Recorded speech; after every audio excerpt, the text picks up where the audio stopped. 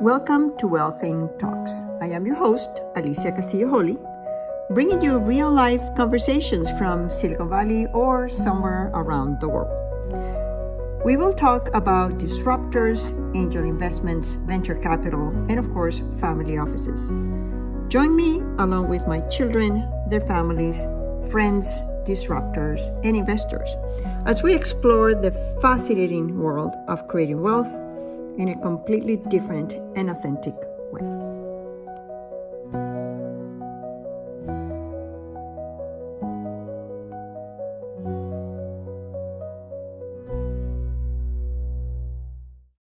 Well, hello, everyone. It's such a pleasure to have Nigist here with us. I met her years ago through a Twitter from a guy named Cesar Hidalgo that I really like. Nigist, thank you so much for being here with us today. Alicia, thank you so much for having me. It's such a pleasure. So we both have come a long way from where we started.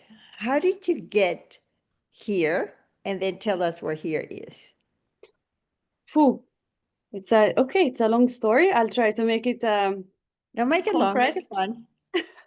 So it all started because I live in Switzerland. My husband is Swiss, and then we made a family, we have babies, and the first thing that occurred to me is how very little material there is for my mother tongue, Amharic. It's an East African language in the Semitic family. So I'm an architect by profession. So the first thing I started doing is prepare materials for my son. At the time, I only had one. So I was drawing things for him to simplify the scripts, because I speak my mother tongue to my child, and that he wouldn't have the possibility to know how to read and write, because I'm very isolated from my community. So during that process, I figured out there's very little available. And then this idea, by such the universe doing its things, it became a team. The team then gamified it. And from that gamification came the question, even after gamification, okay, they now read and write, but what do they read and write? This is also where I actually figured out the deficit of data for a lot of languages considered niche and small. There really is lack of data, like just even to consume. So this is how it all started. And then it started with just me. My business partner was amazing, Or Feldman, she also joined me. And then we got our engineers, and then it became a full stack team. And we are actually moving from our minimum viable product, which was when we met each other, into a scalable product that actually collects really high quality moderated data for languages considered niche and small, endangered. And in some cases now we had a meeting even dead. So that's what we're doing. Wow. So when we talked about languages, it's much more than words. I remember our first conversation, you were telling me about the story of something that fell on a cacti and it's full of spines. I can't remember now. So what was the story again? That story is about a monkey. There is a saying in Amharic, which is quite used frequently in our day-to-day speaking when we speak, and somehow everyone understands what that. It's like a historical and ancient meme. It's just a little portion of one story. First where I sit, it's like everyone says መጀመሪያ መቀመጫዬን, first where I sit. Many people, you just say this word and everyone somehow understands what it's meant. So it comes from a story of a monkey who falls into a thorny bush, and then is completely covered in thorns, and she starts to cry, and then a fox hears her cry in the forest and comes. It's like, monkey, how can I help you? And then she says, he was like, do you want me to take out your hands? Where should I start? You're completely covered in it. And then she says, no, don't do that. And he's like, what do you mean? Should I start from your leg? And she says, no, don't start. He's like, and your head? She's like, no, not from there. He's like, you're a crazy monkey. You tell me what to do.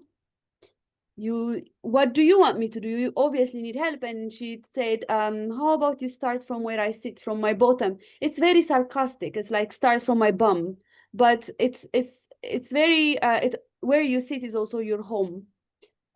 So if you want to help something or some society, you really have to start from yourself and your home. And in a way, for me, it's been a very grounding story that I always go back to when I'm problem solving and prioritizing. And it's also, she asked the minimum amount of help she can get. She asked for time, technically. She didn't ask for help, but time and the possibility to help herself. So it also, opens a discussion with my kids or with our kids when we tell them, what do you think is the best option? Do you have a better way? It's very critical. It's like they think critically. So you can go back and forth. It's a story that you build up on, which has a lot. And this used to be how proverbs and riddles and a lot of social understanding used to be passed on through such stories, and then some section of it captured as a meme that kind of goes around the society and everyone knows somehow what it means. That is so funny and so practical, and I believe just telling that story now is going to create a meme in the entrepreneurial community, at least here in Silicon Valley. Start with my bum. I love it, and it's so practical. And yes, it is so practical. We have I grew up in Venezuela, and my parents are now Venezuelan, so I miss some of that growing up. And they're from different countries, and their parents were not from the countries where they were born. So we have a chain of immigrants, and you lose some of that wisdom, but you also lose some of that fun and part of belonging to a tribe. So I really like what you're doing. Hahu also allows people to bring their own stories. That's That what a we're big part? doing. That's exactly what we're doing. Because the biggest remember, this is, I told you, I reminded you when I met you now the second time in Zurich, is when we first started, we're two passionate moms, we're like, we got this, we're going to start uploading data, we got this, we could do this. And then you says your project should grow beyond you. And we went back thinking, oh snap, we have to do a lot. So we started creating system instead of a product. So what we are creating, we renamed the whole platform. We call it now Be Educate. This is the scalable platform. The way we build it is it's multiple layers of uploading. So you have roles. You have the educator role, which is everyone in the society, like enthusiasts, language specialists, educators from partner schools, who really have a lot of data that they collect, because these people already recognize the problem and they're very much aware of it, and they really do want to help. So we tell them you upload your data, and then your students or your community will get to have access. We will definitely then cover the cost of your compute costs, right? So they will come and they give us the data, and then we will have linguists and specialists who will go over this data. By the way, this is kind of AI. You know how when we started uploading, we use multiple AI functions, generative AI to make images, to illustrate and all. This is a whole packet. Everything that we used, all the tools, AI tools that we used from different things, we put it in one platform. So you log in, you put your title, what type of book are you? Are you collecting a proverb? Let's say proverbs about country.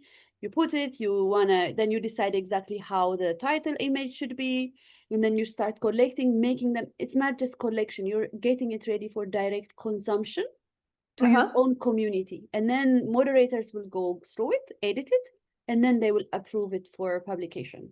So it's a multi-layered data collection process that really makes sure that the data collected is high quality and consumable, not just collecting it for the sake of machine learning, and which we understand is a very important part of it, but it has a very access to community part of it as well. So let's thank you for that, and we'll put it on the information for the podcast. But I'm 100% sure when we publish these, we're going to start with the mom. I just love that. Yes, let's get back to the personal part. Mm-hmm. So if you were to write a note to yourself 20 years younger, what would you write? What would you write yourself that you didn't know? What would be your message to yourself 20 years younger? Where were you 20 years ago? Let's just start with that. I think 20 years ago would have been around it's 2005, right? It's not an easy time. Because Ethiopia, I'm Ethiopian Eritrean, so there was the war between Ethiopia and Eritrea. If you're a person from different backgrounds and not fitting, so it's an up and down. So it will be a very interesting time. Mm-hmm. But I would tell myself that this spirit that I have for not accepting, always there's a lot of taboo in our society, especially if you're outspoken, if you're rebellious, if you question a lot, or if you really don't take really against the status, just asking and saying no, not accepting things. Mm-hmm. That spirit is it's a good one. It's the one that always pushes you, and you're always battling against yourself and your environment, and if you can channel it to something good, it's a very good thing. It can be devastating, and confrontations, because especially we went through a lot of wars and social issues, and it's so difficult not to find yourself sometimes on one side or the other. But that is a good thing. You can actually use it for so much good. So that spirit that you have for saying no is good, and don't be ashamed, or don't be shamed by it. I would say that. And did you get that from your relatives, your parents, your Definitely, somebody important? Yeah. definitely from the female side of the family, for sure. They Wow. really, yeah, they're tough. Yeah. Oh, that's amazing.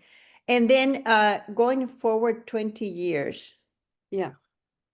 what would you tell yourself 20 years older? 20 years older. Well, that's much tougher than that's much tougher,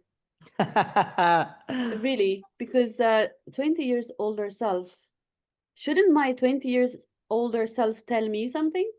Because that self will be much more wiser, much more, Well, it could be, but there's something that you have now that is fresh and naive, and you want to keep it, and it's very true to yourself. So I've written myself two or three letters, then I can't find it. I've written myself two or three letters. I remember when I turned 18, I wrote myself a letter to my 40s. And it was so funny because I thought at my 40s, I would know what my place in life is, where I'm going to live. I never knew where I was going to live. And even to this day, I never know where I'm going to live. But it did, so, just we dealt with that. My kids still talk to me. We kept moving countries. But when I turned 18 that night before my 18th birthday, I wrote a letter to myself at 40 saying, this is all you would have accomplished, and you would be much more settled, which wasn't true. But it is interesting because in the process, you continue to be truth to yourself. mm, That is an essence that you lose through life. So you want to keep that truth to yourself. I think in that case, I would say, I guess 20 years old me will be the youngest for that part. You're the youngest you will ever be now. So be young and have fun and tackle and learn and continue the journey, and yeah, just you know do what you have to do. I think I would say, but I have to think about it, because if you would have said what would you think professionally, how would you go in 20 years, how would you see the company, that would have been an easier answer than personally. You're like 20 years old, Yeah. younger 20 years and 20. I think I say you're the youngest now, go have fun, Yeah. go Well, tackle some solve some problems. Go for a walk. Don't Yeah. be so serious. Yeah. Solve problems. You find problems, solve them. Yeah, well, that's pretty good. Yeah. Yeah, I'm sure there's a lot of problems that you can find. I mean, there's always a lot of problems. Yeah, Yeah. solve What them. is the one thing that you think most people don't know that you know?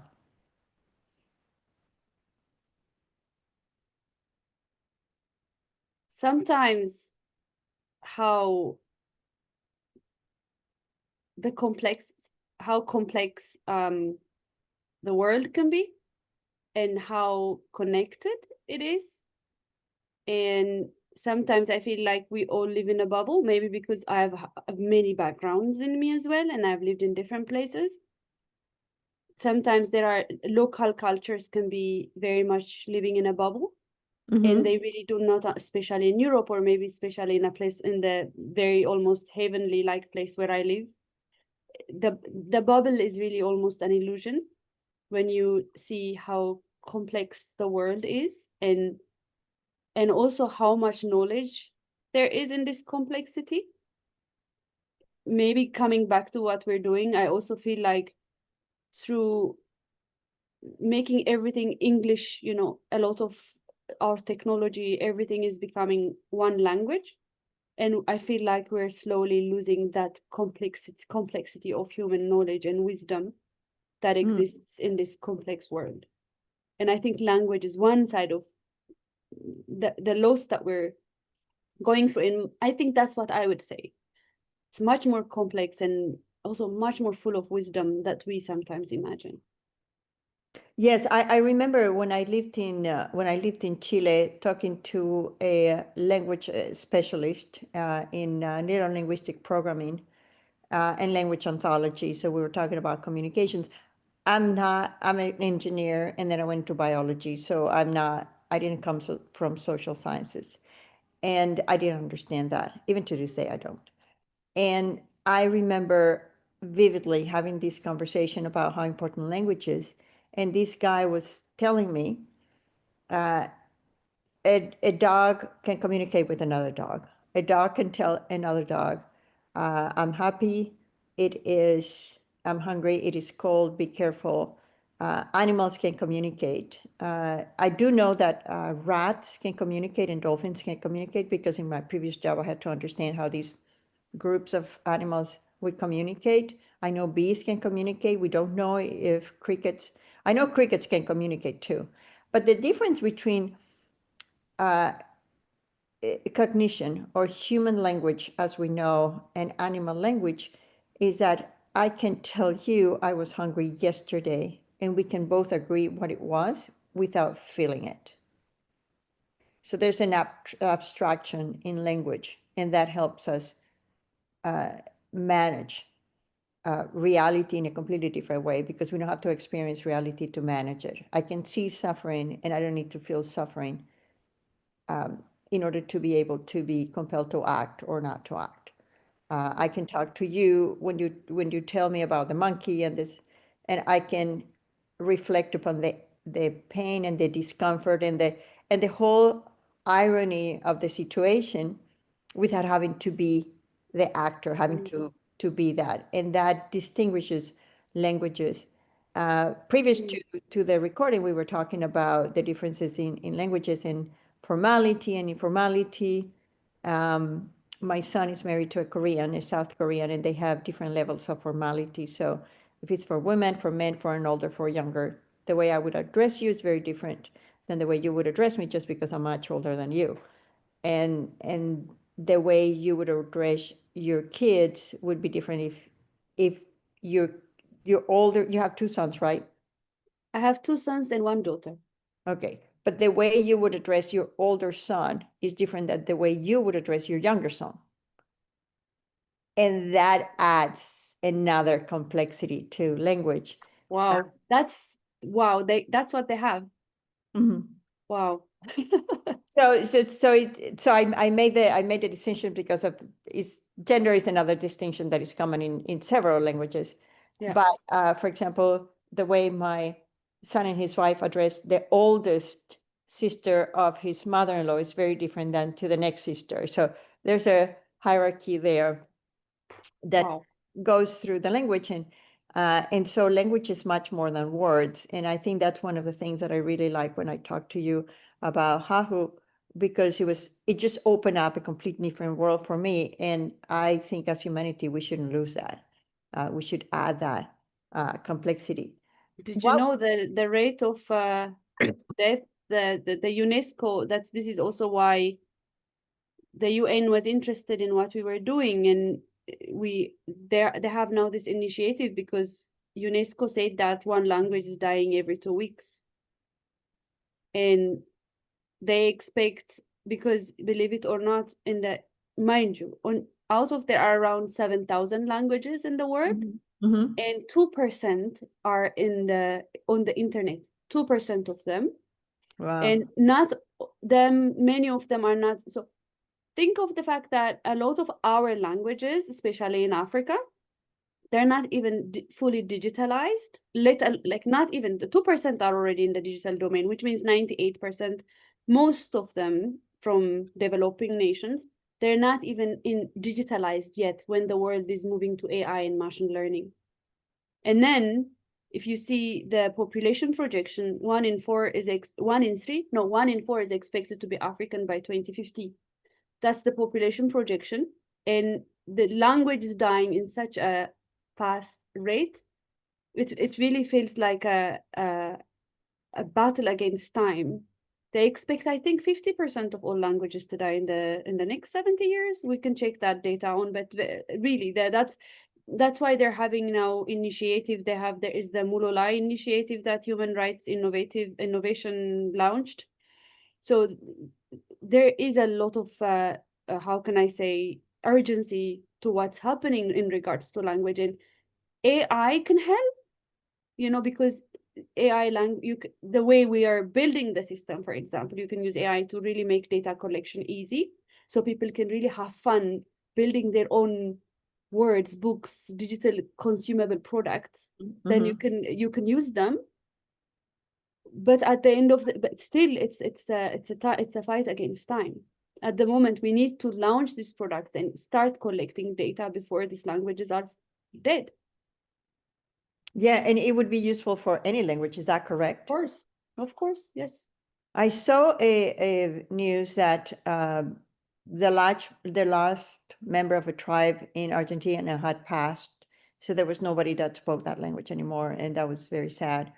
My grandfather lived with the Indians or the natives in Venezuela in the delta of the Orinoco River and the Waraos, and he actually wrote a dictionary because people couldn't communicate. I remember studying the language, but it was a typical dictionary. So mom, dad, Monday, Tuesday. So I remember that as a child, just because I was curious. I had a curious mind. But one of the things that really struck me is that they only counted up to 5. And I remember the numbers: Isaka, Manamo, Dihanamo, Mohorekoro, Wakaya. But if you could count anything that you needed more than 5 fingers, it was just many. Why do you need to count them? And I thought that was so interesting. And it's as we are talking, language is much more than words.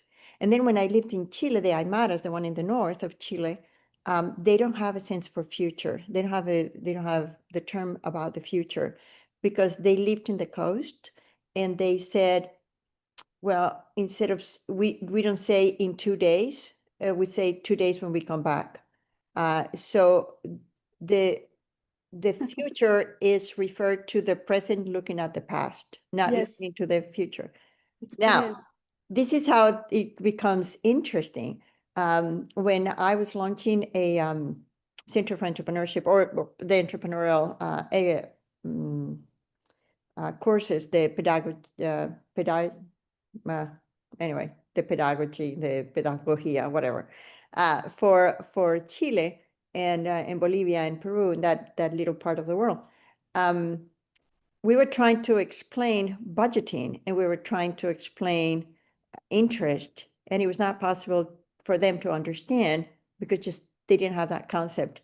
And so we had to hire an anthropologist and a linguistic to work with us to explain to them how it would work. And And here's the interesting thing.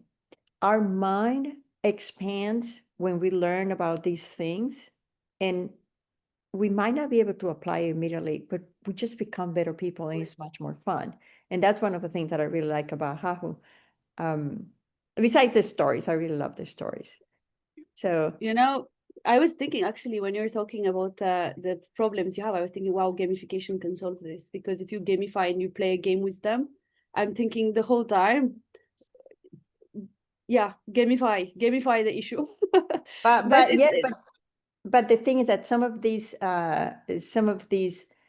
societies don't want the kids, or maybe they don't have the capacity to have a device. So you need to recreate a game in a way that they can play it.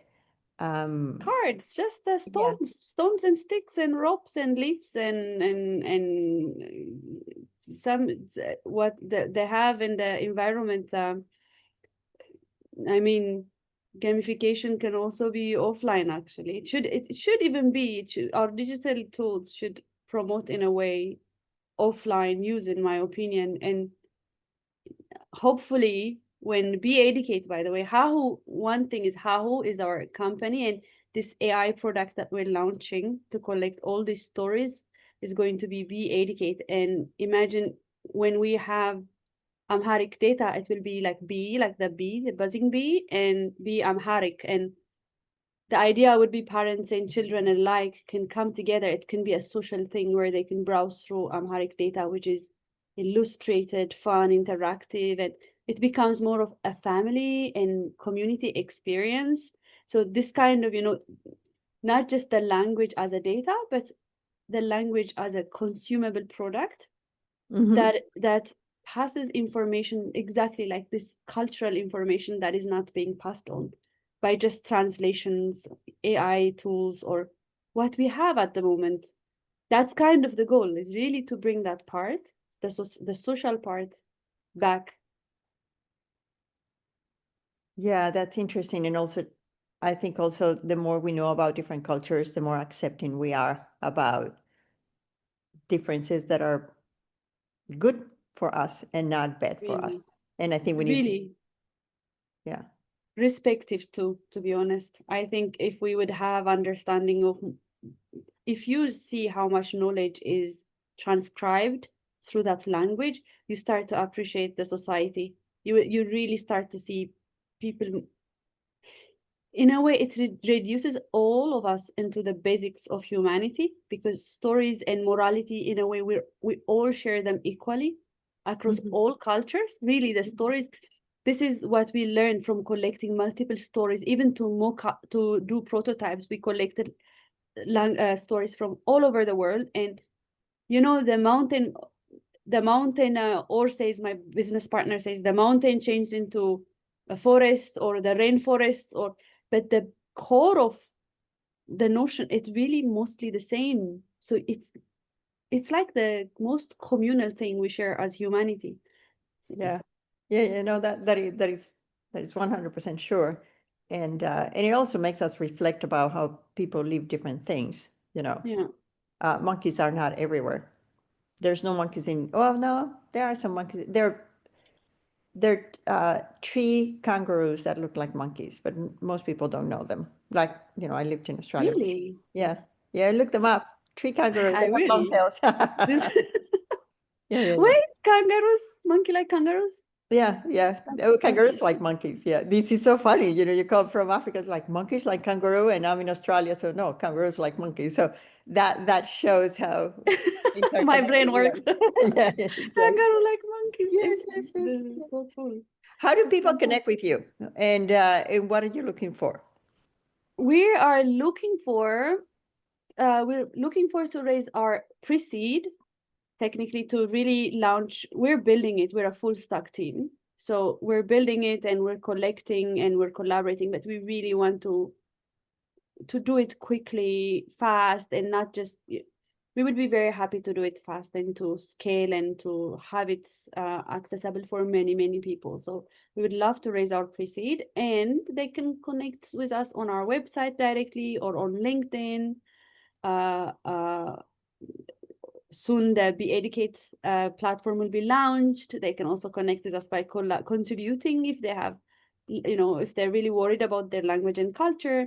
We're going to have a registration form that they could register and ask a request to upload data of their culture.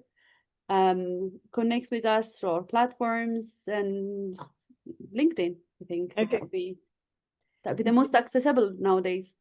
Yeah, beautiful. Thank you so much for being with us and for sharing this. I look forward to looking at your stories, sharing it with my very multinational family. And thank you just again for making Hahu. Oh, thank you so much, Alicia. And thank you so much for having me. This is my first ever podcast, and it's been fantastic. Of many others, I'm sure. We see. Thank you so much. Thank you. Well, I hope you enjoyed this podcast as much as I did. The world is such an interesting place. So there is a Chilean data scientist that used to live here in California. I never met him in person, but he wrote a book called How Computers Judge Humans, or something like that. And I read that book and I really like it. And we'd been exchanging emails or in conversations when Twitter was Twitter, and he moved to France. And once he was talking about this very unusual company, and I wanted to meet. I was in Zurich, and I met with the two founders, and it has been a pleasure to be connected with them. I love bringing people to the podcast that have a passion for something, and they would work on that. And there is a wish and a force to make something that includes money, but it's not all around money. I like Hahu. As you know, my family is very multicultural, polyglot. We speak different languages at home. And I want to do more in Africa. So I hope you enjoy it. I hope you go to Hahu and check some of these things out and get excited about learning more about Aramaic and Ethiopia and other cultures in any country that you're not familiar with. I will see you in the next podcast. This is Alicia Castillo Holley, your host. Yours in Wealthing. Bye-bye. Thanks for tuning in to our Wealthing Talks. I hope you've enjoyed this conversation. To stay connected, visit us at wealthing.com. This is Alicia Castillo Holley, your host, and until next time, yours in Wealthing.